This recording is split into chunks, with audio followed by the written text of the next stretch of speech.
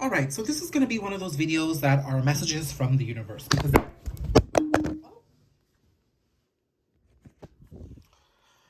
all right, well, you know, things happen for a reason. And that seems like things are going to happen quite suddenly. If I can get this to focus. Sorry about that. Things are going to happen quite suddenly, I feel. Especially as we go into Scorpio season. So some of the messages that are coming in quite strongly. And I'm picking up individual energies, but then an energy of synchronicity. So individually, with the Ace of Swords and the Sun, I'm seeing that there's a strong call towards your authenticity and to live from your authentic truth. I'm seeing here that as you step into tapping into your inner child and really tapping into the joy and feeling of your inner child, there's a new way forward for you. This is really speaking to me strongly for a Leo placement or for fire signs, and this could work in conjunction with the full moon in Aries coming up in a couple of days. But this is really a call for somebody who's been sacrificing who they are. You know, they've been just trying to satisfy the status quo, maybe living for the sake of others. And as a result, constantly wearing a mask and trying to be someone who they're not. I'm seeing that as Scorpio season happens, there's going to be a very strong renewal taking you away from that energy and moving you towards more of a renewal where you can start planting seeds slowly but surely to help honor this authentic self of yours rather than making one drastic big change. And as that happens, you know, you're all individually being encouraged to step towards this renewal of acting out in the 3D. These are not Ace of Swords here, and these are not Ace of Cups, which are thoughts and feelings. These are actual tangible actions in the 3D world. Taking inspired action from a very strong creative foundation, and then doing things that actually matter for you. I'm seeing that maybe as you've sacrificed, now I'm connecting all the cards together actually, but as you've sacrificed yourself, you may have been stepping away from your truth or from the desire to create something for yourself. That's left you in a very conflicted state and you're not being able to make decisions. But here you're being asked to honor that little nudge, that niggling that's coming in from deep within, because it relates to who you are on a very deep level. And that itself can eliminate a lot of the conflict that you feel. So this decision to just honor yourself in small ways can help you create bigger changes over time, as opposed to staying stuck in one place over a prolonged period of time. So that's what I'm getting here. And then as I speak about making decisions, we really need to focus on the bigger picture here with the Two of Wands and the Four of Wands. When it comes to relationships, when it comes to solid foundations and partnerships, you're really being encouraged, like I said, to focus on what's in front of you and what you can do in small ways to help create the change you're desiring in the long run. Oh, it's interesting to see how all these messages actually start coming into a synchronicity here when I pull them out together. Because I think the reason why you're not tapping into your authentic self and you're staying stuck and not acting out on the inspiration and the guidance that you're being given from the universe is because you're focusing too much on the impact of your actions on others, and thus thinking that it has to be really big, dramatic, drastic actions that need to be taken. Really, the first thing you need to do is just acknowledge that you're going through this and let that sink in. From there, everything else becomes a little easier. Maybe starting up a little Instagram account with inspirational phrases and words that help keep you inspired could be a start.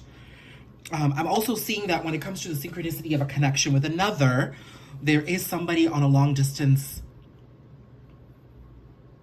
kind of a relationship where a call, a text message, or something on social media can really spark a new way forward. If you are going through this, or somebody you know or are connected to is going through this, and you are in separation from them, I'm seeing that the heaviness of this individualized energy had to be done separately. It couldn't be done together. And then what's really interesting here is when the Four of Wands comes back, oh my God, the Four of Wands is staring me in the face up here too. So we've got 3 Four of Wands on the table, okay? And what I'm seeing here with this set of Four of Wands is that with the Ten of Cups, with the Ten of Pentacles, sorry, and the Two of Cups, you're really looking at relationships in your life. Relationships and people who can be long-term partners and establishing beautiful long-term goals. And you're looking for equal reciprocity. Now, I don't know if you were necessarily in a place to achieve equal reciprocity when you were, experiencing your connections from the past, because you weren't so tapped into who you were. As you experience this authenticity, as you allow certain small steps to come forward, as you listen to your inspiration and take action, you're going to start desiring and craving equality, and it will be given to you if you stay true to this journey. I'm seeing that in many ways, this journey has not greeted you, despite how many relationships that you have gone through, because you're not staying true to yourself. You cannot have good relationships if you're hiding parts of who you are and not sharing those parts with your partners.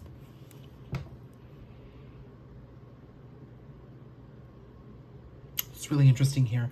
And then what I'm seeing here is that with the Four of Wands, Justice, Emperor, Fool, and the Star, I'm seeing that masculine energies or rigid energies who have been stuck trying to balance everything for everybody else are really the energies that are going to find the most transformation during this upcoming eclipse season.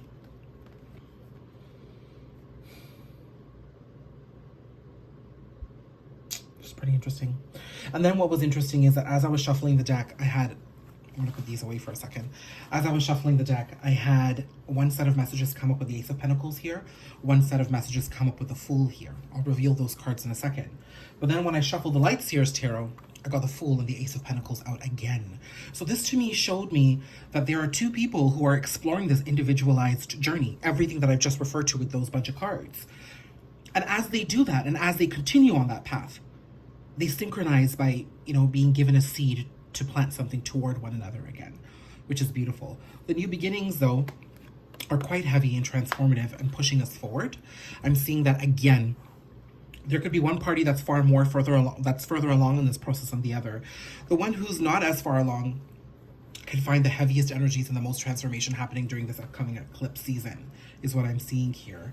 And then for the other party, I'm seeing that there continues to be stability and more seeds offered to you from the universe, so you can continue planting things forward. I think the question is here, how much of yourself are you honoring in this process, and how much are you planting for the sake of this person coming back around is a question I'm getting. Because if you look at her pretty closely, if I can focus here, sorry for the shake.